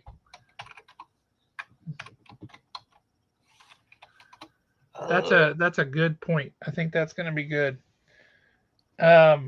I'm glad that the writer's strike and the actor's strike are over so that we can get some movies and shows and such back. I'm excited for that. Yeah, I think he would be perfect for the Ramirez character. Yep, that's the guy I was thinking about. Yeah, because he's older now and everything. Can he run like the stag? I think he could pull it off still. But I mean, other than that, there's really and truly not a ton. Mark kind of hinted on it as far as Ghost Machine is concerned. It needs to get in people's hands first. I am looking forward to getting my hands on several books. I'm looking forward to Mark. I think he is playing a McLeod character, but I'm That's not for correct. sure. Yep. I am looking Unless forward. he's playing the Kurgan. That would be interesting. It would be, but I don't think he is. I think he's playing McLeod. It's looking like, especially after this particular issue, 109 of Nightwing, it's looking like that we may finally be putting the whole Tony Zuko killed my parents thing to, finally finding closure on that. Yep. So I'll be interested in seeing where they go after that. I did enjoy Pirate Nightwing. I hope that he makes a comeback at some point in 2024. I thought that was really fun. Yep. It felt very Silver Age. You know what I mean? The whole Pirate Nightwing concept, it just felt very Silver Age to me. Well, Mark, Heartless has kind of disappeared, and he is referenced that they're looking for Zuko and Heartless. It's not the Hold. The Hold is the actual place. Right. But the people that run the Hold, I just literally just drew a blank. They're looking for him. Yeah, I don't remember their name either, but yeah, they were. Yeah, Heartless is definitely still around, just not in the forefront right now. I think once they wrap up Tony Zuko, then we'll end up dealing with Heartless, or they could deal with them at the same time. Yeah, we've talked about Geiger. I've enjoyed Ground Zero, the first issue. I hadn't read the second issue yet. Do you believe it is at the house though? It should be. I like that we're getting a little more backstory about Geiger himself. Uh-huh. I've definitely enjoyed that. One thing, and I'm sure that it's not going to be difficult to find it all. The new Alien arc has started. I think issue 2 just came out. Really good. And you can jump into these anytime you want. I mean, these are great. 6 issues and then done. On to the next arc. Even though we're still on the ice planet, you do not have to read the arc before this to understand what's going on, because they have a little recap, and it does jump a little over a decade.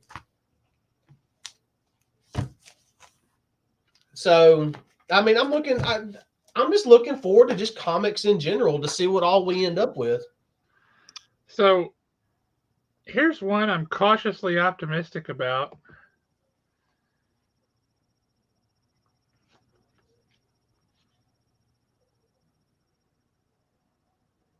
It's a team book. Written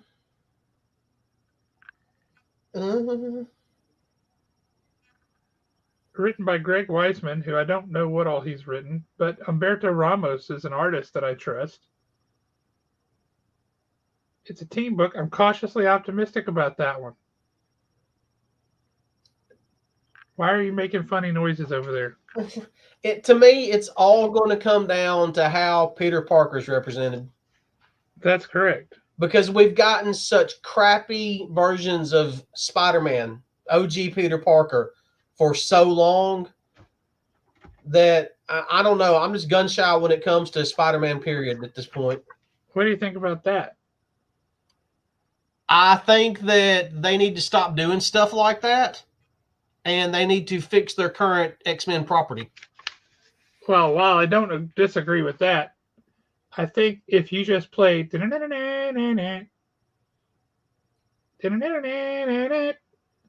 you're going to get an awful lot of people through your door. Oh, yeah. And I'll definitely be doing that for a short when it comes out. Let's see. Here's one that bothers me because I never did like her stuff, and I'm particularly not happy about this. They're launching Ultimate X-Men #1, written and drawn by Peach Momoko.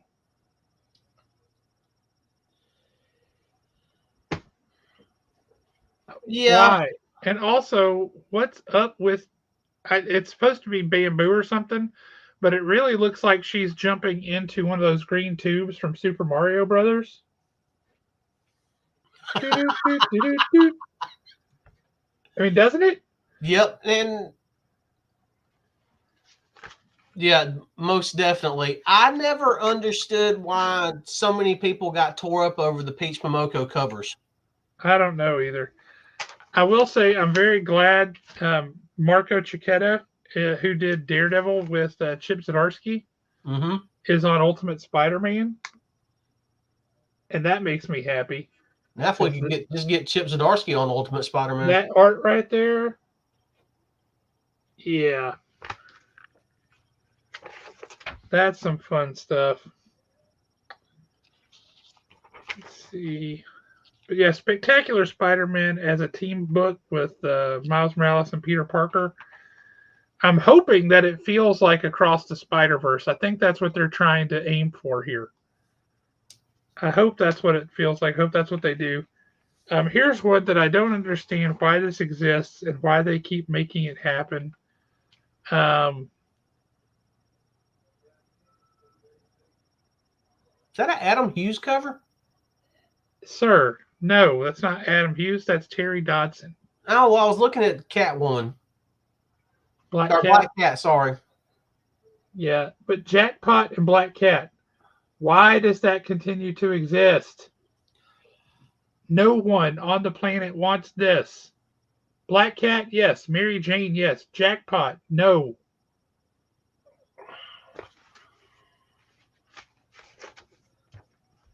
No. I tell you what I would like to see more of: Elektra Daredevil. I 100% agree. Which are words I never thought I would say, but that worked out so organically in the story. I thought it was really good. And then Gang War Daredevil it was Elektra. Oh, that was such a good issue. Johnny Blaze. I thought we were getting a new Ghost Rider. Well, apparently new Ghost Riders are not as popular as Johnny Blaze. Well, I mean, he was kind of the best one. Which you would think that they would learn after a while that the original superhero is 99 times out of 100 the best version of that character. So don't get in a hurry to write off Bruce Wayne as Batman or Peter Parker as Spider-Man like you do. It's not the same with different people in there. Iman Vellani is writing a new Miss Marvel book, 4-issue limited series. There's Black Widow and Hawkeye doing a team-up book, which seems like it would have been on target had they done, during the movies when they were clearly very buddy-buddy. Yep. But we'll see. We'll see.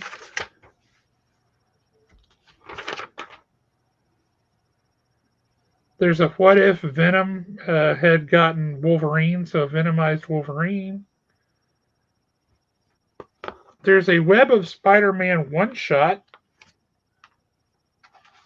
because we need more of those. And it's got stories in it by Zeb Wells, Cody Ziegler, Steve Fox, Alex Segura, and Greg Weisman, with art by John Romita Jr., Ed McGuinness, Greg Land, and others. No, thank you. Yeah, I'll be passing on that one. Now, this one, on the other hand, I am interested in for a couple of reasons. One, it's Symbiote Spider-Man 2099. But it's written by Peter David, who wrote the original Spider-Man 2099. That I'm interested in checking out. Did you read that original X-Men that came out was a week or two ago? Yes. Was Oh wait, no, I haven't read it. I've got it on my stack. Okay. Have you read it? No, I have not. Every time I see an X-Men title, I have high hopes for it, but I end up walking the opposite direction because I know I'm gonna end up being disappointed. That's true. I do have a question though, as far as have you seen the Fall of X? Right, all the stuff that's going on. No, As all of the House of X, Powers of X stuff, that whole world, Krakoa, all that stuff is falling apart. That is all leading up directly to Tom Brevoort is leaving the Avengers and taking over editor role at the X-Men books. Okay. He's been on the Avengers books for over 30 years, or almost 30 years. This is a big deal that they have pulled him and they're putting him over there. I think they're trying to get him to salvage the X-Men. Yeah. We'll see if he's successful. Going to we did this at the shop on Saturday. Aaron did it as a purely just out of curiosity. But if you could assemble a 9-man X-Men team with any X-Men on it, who would you pick? So everybody put together their list, right? Yep. Mike of Mike and Kaylisa, he said Magneto and then 8 versions of Wolverine. So you've got Weapon X, you've got the Wolverine from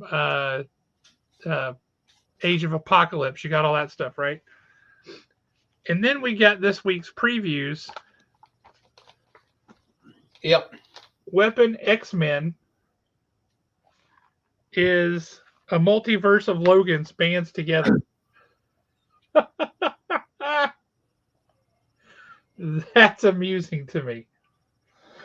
I don't know if you'll be able to see it on the screen, but when did Cable get so daggum skinny? Cable has gone through a lot of changes these past couple of years. I mean, he was always kind of a beefy looking dude, but now he looks like he's had cancer for a while.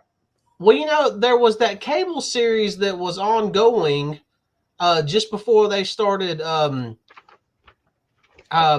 Powers of 10 and House of X or whatever it was. And it was really good. And then all of a sudden they stop it. That stuff comes out and Cable's a 15-year-old kid. What? Yeah. When they basically rebooted everything. Yeah.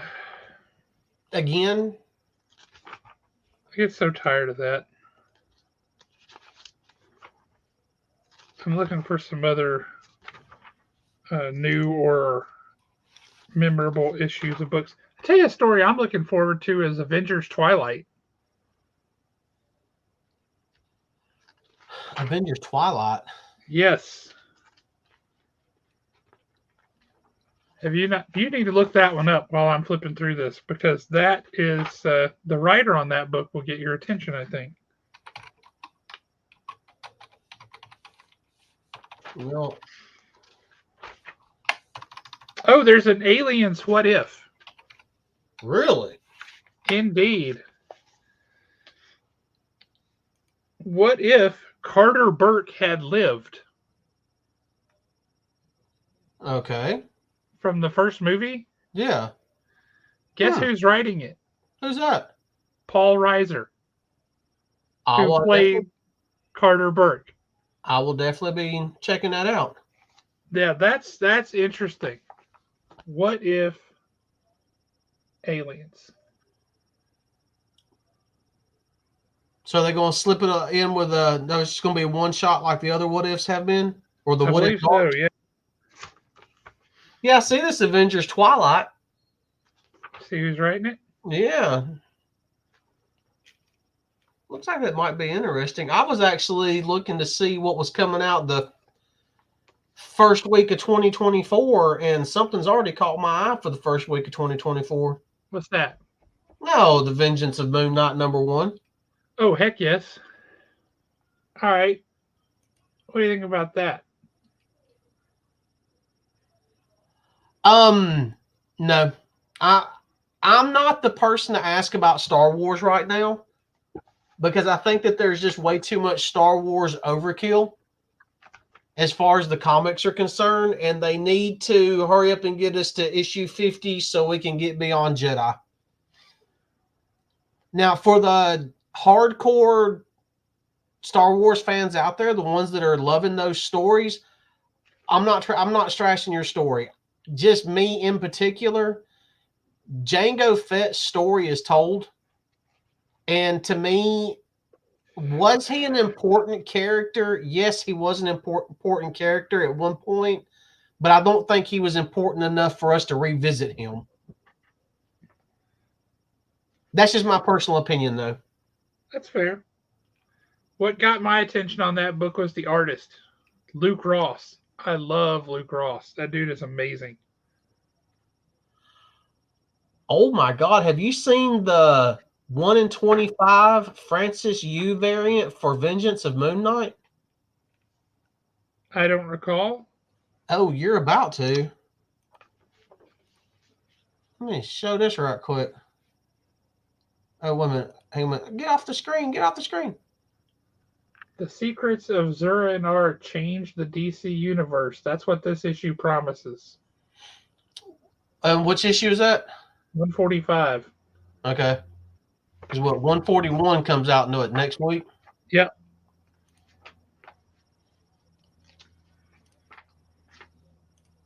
This is one I don't understand. There you go. Oh, heck yes. That's the 1 in 25 variant. Yep. That's beautiful. That's beautiful. I want to know who was clamoring for this book. Embiggen yourself again. Oh, Dylan Dog, another one? Yeah, it's not just that.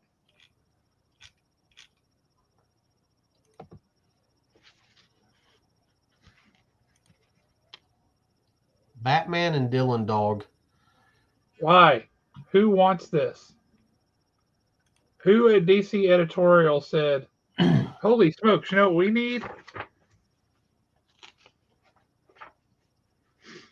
Now, one that I have really been enjoying that should finish up, it probably came out yesterday and should be finishing up, that DC editorial did the right thing with, Batman and Santa Claus. Oh, that's been fun. That has been an absolute blast. That has been shockingly fun. But yes, Batman Dark Age #1.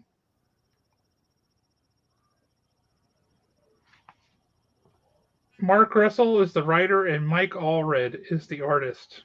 The guy who did, what was that, Atomic Man or whatever? So have you seen any sneak peeks on this Planet of the Apes that's coming out? Or Beware of the Planet of the Apes? I have not. Marvel doesn't do much in the way of sneak peeks most of the time. I'm thinking I might pick up the first issue to see what they got going on with it. I do like that Nightwing cover. Yeah, that is nice. That's pretty awesome. Batman looks like he's doing some anime running. A little bit. Let's see what else they got here. Oh, so anybody who sees this later, if this is something that's of interest to you, on Batman Superman World's Finest #25, there is a variant cover that is William Shatner. Why? I don't know.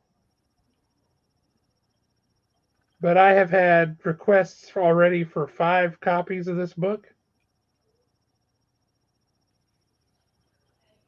So Really? if you want a William Shatner cover, it's kind of unusual.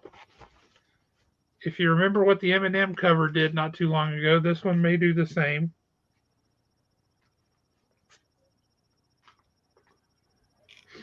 Look at this cover for Wonder Woman #7. Holy smokes. God, it's been such a good book. That's a good looking cover. That Ooh, is a brilliant cover. I love it. I wonder if he's going after her. Don't know. We'll find out. Did you read #3 yet? Yes, I have read. Wait a minute. #3 is where she goes to Sergeant Steele's office. Yeah. And we also get the whole Damian Wayne babysitting Trinity. But yeah, but you also get the whole business with the Monarch and the lasso of truth. Oh the yeah, lasso of yeah. lies. Yeah, that was actually kind of scary the way that was the way that played out. Wasn't that horrifying?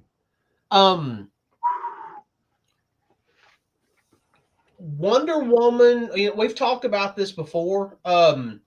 Wonder Woman #1, it had such a big book feel to it, like we were receiving something epic. That has not slowed down. 2 and 3 have been the exact same way. Agreed. That is a book that if you're not reading, Pete, you need to be reading it.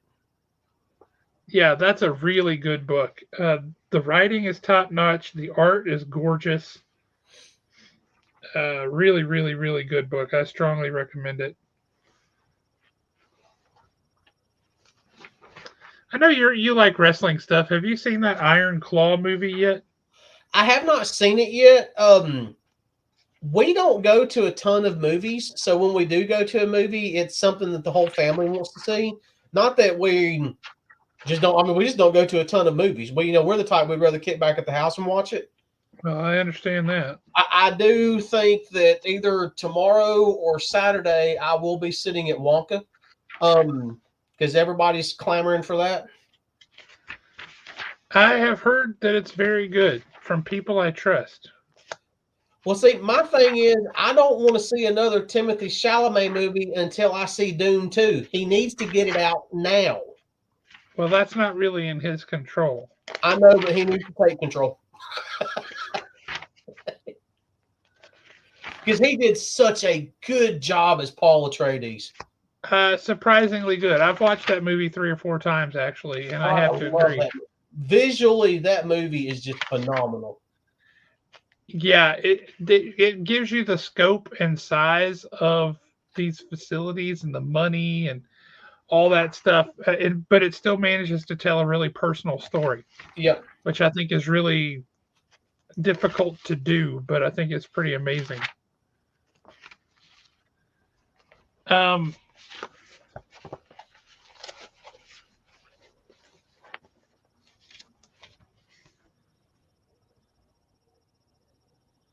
Ninja Funk Bad Music. Yeah. So what was the deal with all that Ninja Funk stuff a few months ago? Because I missed the boat on it. I didn't pay a ton of attention. I couldn't begin to tell you. It's not my thing. I wasn't that interested in following it. Because I know it was like all over Whatnot and everything else, and I was just kind of whatever. Lord, I'm trying to get back here to the way that previews is laid out anymore after all the big companies left. They've rearranged it and they've put certain books in certain places and other books they've moved around. It's kind of weird and it's not intuitive like it used to be. But I don't know if you ever read the Britannia series that Valiant put out, but they've got a sequel coming. I never read those. It was pretty good. They also have perhaps the worst title for a comic in a long time, Bloodshot Unleashed Reloaded. Unleashed Reloaded. Okay. Why in the world would we Unleashed and Reloaded? It makes no sense. One or the other, okay, but both is silly. I don't know if you saw, but I had to order a couple copies of it. There is a Three Stooges and Cthulhu crossover book. Why? I don't know, but I had to order a couple copies because that's funny. I mean, everybody knows the Three Stooges are going to destroy him. I mean, that's just inherently funny right there, though. That made me laugh. Here's a new AWA book. It's called The Little Black Book. It's written by Jeff McComsey, whom I don't know, with art by Felipe Cunha, which I don't know. And it's a hard-boiled neo-Western thriller. Okay.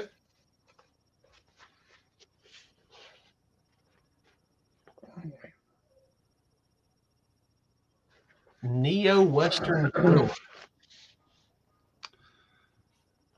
Well, Okay, I mean, Jeff McComsey wrote Grendel, Kentucky. all right.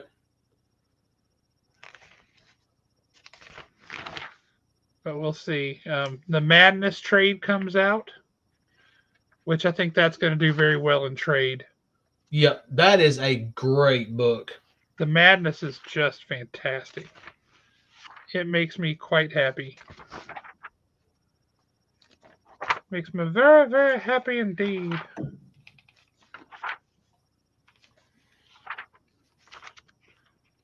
There's a new distillery book coming out called White Boat, which is written by Scott Snyder and Francesco Francavilla.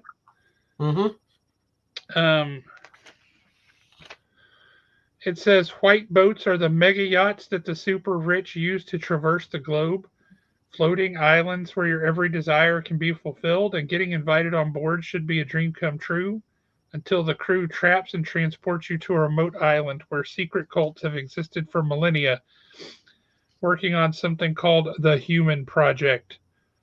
Does the white boat ship you to paradise or sink you into hell on Earth? What do you think about that?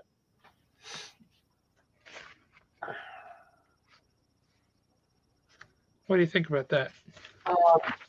What the? I don't stop. No autoplay. I hate when they do that. Agreed. So here's one, March 2024. Daredevil issue number 7. You Wolverine fans might want to jump on that one.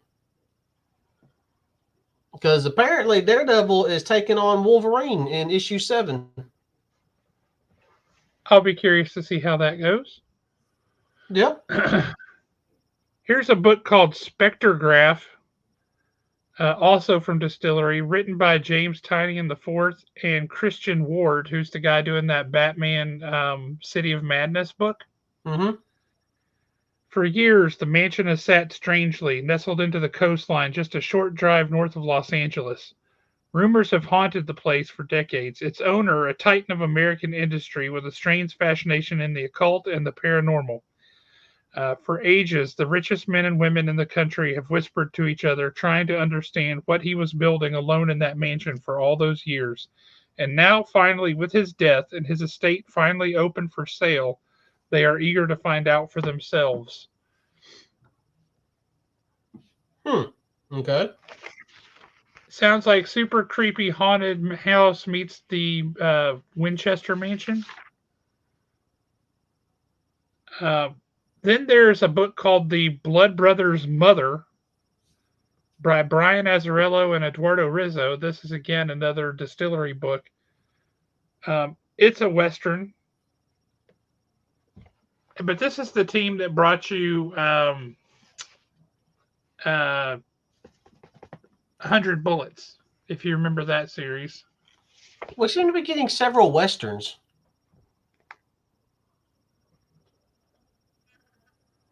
All right.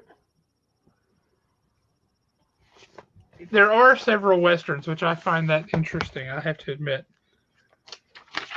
Let's see. I'm trying to get specifically to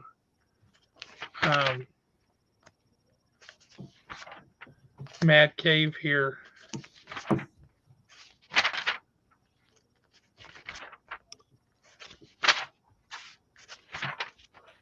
Surely I can find it. I know you're in here. I know you're in there. Where you at?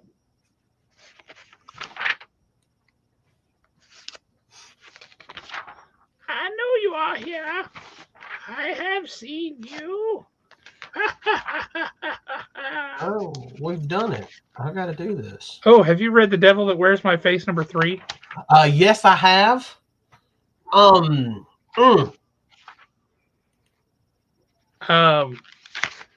that has a feel to it of The Count of Monte Cristo. yeah, it really does. I didn't think about that. That whole I'm going to become somebody else and I'm going to throw the big party and the person that I'm looking for my revenge against is going to come. It very much has that feel to it. Oh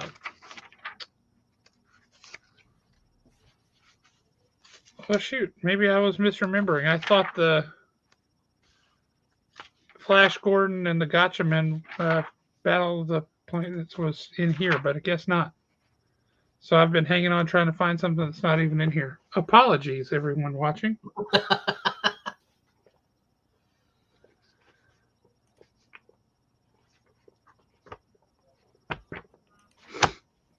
Well, Yeah, there we have some of the new books that are coming out. I'm cautiously emphasizing that word. Optimistic about the Spectacular Spider-Man book. I hope that it has the same tone and feel of Across the Spider-Verse. I see that scroll you got on there. it's only the second time we've gone over 2 hours, so I have to use it. Oh, we've done it before. Well, I know, but since they quit doing Babylon, it's only the second time we've gone over 2 hours. Yeah, we need to get their folks to come over here and hang out. Since we still producing the content. We're not content with producing content. So, have you finished up the 6 issues of Green Arrow? No, I haven't been reading it. We sold out of the first 3 issues before I could get my hands on them.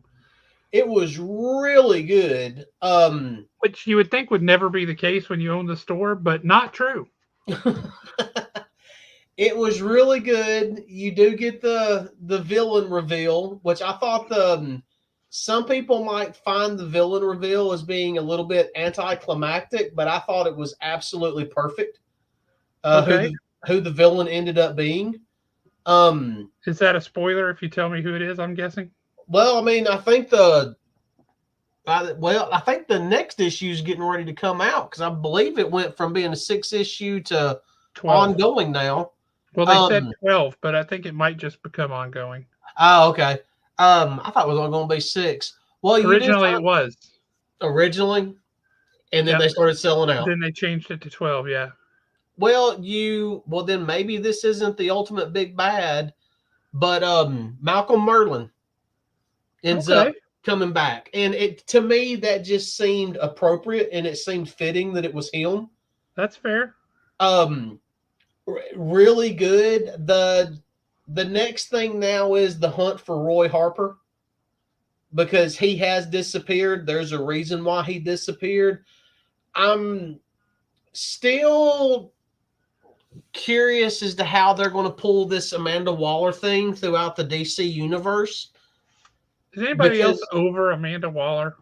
I have been over Amanda Waller for a long time. Long time. But the way that they're doing her now, she's not, yes, she is orchestrating what's going on in the background, but she's not in every single issue. She's more of a looming presence than anything else as of right now. So I'm interested in seeing what they actually do with her on that front. Yeah, that's fair. That's fair. Well, I tell you what, man, I'm running out of steam a little bit here. Had a busy day today, and I've got another one lined up tomorrow. You got anything you want to say before we wrap up and wrap up 2023? Yes. So it is December 28th, 2023. In a couple of more days, it's going to be New Year's. Y'all be careful out there. I mean, whether you're hanging out with friends or whether you're just going to dinner with the spouse, just be careful. Someone at home needs you more than you need that last drink. True So that. just always remember that. Y'all have fun and just be careful. We appreciate everybody watching over the course of the year. We appreciate you sticking around and watching this far into tonight. Thank you guys so much. We appreciate it. We don't do this just to talk to each other, although we kind of do, but we do it to have that dialogue with you guys, and we really enjoy that. So hopefully we'll get to see more of you guys, and we'll make 2024 a great year. We look forward to talking with more comics, having more comics creators come on the show, and getting excited about some of the awesomeness that's coming out. So for the last time, unless something really big comes up over the next couple of days for 2023, we are signing off, and we really do appreciate you guys. Thank y'all much.